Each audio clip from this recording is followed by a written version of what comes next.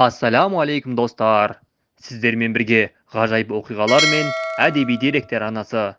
Бүгін сіздермен 1931 жылдар болған аштық кезіндегі адам айтса нанғысыз оқиғалармен бөлісетін боламыз. Оқиға басталмас бұрын арнаға жазылып қазақ тілді арнаны қолдай кетіңіздер. Кәмпеске хабары шығысымен әрине қолы мыңдайдаған әуелі байларға салынады. Бірақ күн ілгері хабардар болып үлгергендердің көпшілігі малын айдап Қарақалпақ, Түркменстан асады. Қолдағы сатуға жарайтынымызды Қоңыраттың базарына шығарып, тапқан таянған, тары талқанымызды 2-3 түйеге артып келе жатқан бір топ адам едік. Деп есіне алады Жиенбай Ұзақбаев қарт. Көз ұшына іліп бара жатқан екі адамды көрдік. Алдыңғысы әйел, соңғысы ер адам екен. Қолында көтергені бар. Әйелі ілгері жәндермен ұмсынып апыл-ғұпыл басады да, арттағы ер адам тәлтіректеп жеткен соң ілгері қайта талпынады. Әлсіз қимылынан қолындағыны серігінен алып қашқысы келетін сыңайы бар. Осылайша бірі қашып, бірі қуудың мезіретін жасап жүрген екеудің естерінің шығып кеткен соншалық әбден таяп келгенше бізді көрген жоқ. Байқасақ, бұлар ерлі-зайыптылар екен. Әйел қолындағы бала болып шықты.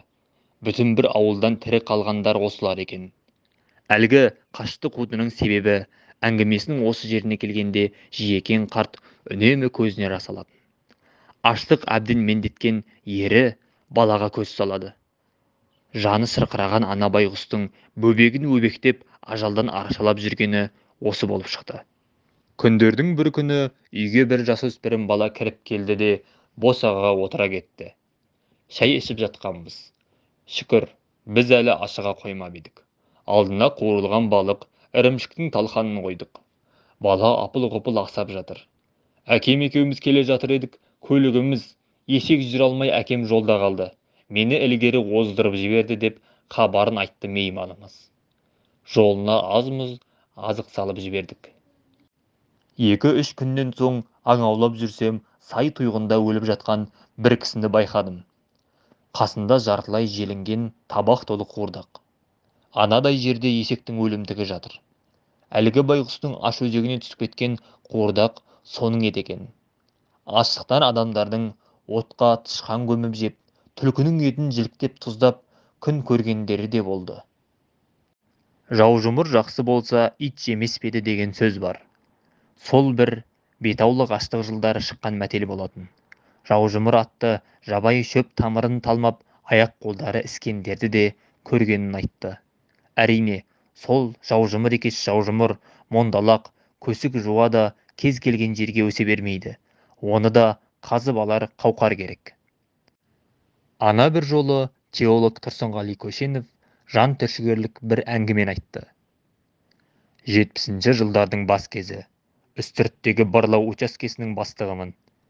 Бір күн өң жоқ, түс жоқ, бір топ шофер жігіт жетіп келді.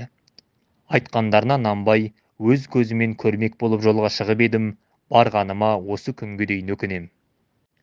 Кең ой толы, сары құмырсқа жеп тастаған үйлердің сұлбалары, іштері толы адам қаңқасы. Менің назар салып байқағаным, бір үй ішінде баланың кішкентай қаңқасын айқара құшақтаған бір қаңқаның екі бұрым етіліп өрілген ұзын шашы әлі бүлінбей қап-қара болып жатыр екен. Бәрін жиыстырып бірге жерледік. Бұлай бүкіл қара орманы мен аштық аранында құм жауып қалған ауылдар қаншама. Ресми мәліметте сол жобалаңда Маңғыстауда ойы мен қырынан 40 мыңдай үй қоныс аударып кеткен. Олардың басым көпшілігі Иранда, Түркияда, Түркменстанда, Ауғанда.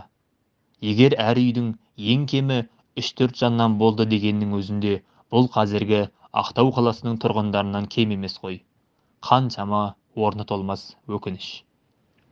Осы күнге жеткізген Аллаға сансыз мадақтар, сансыз шүкірлер болсын.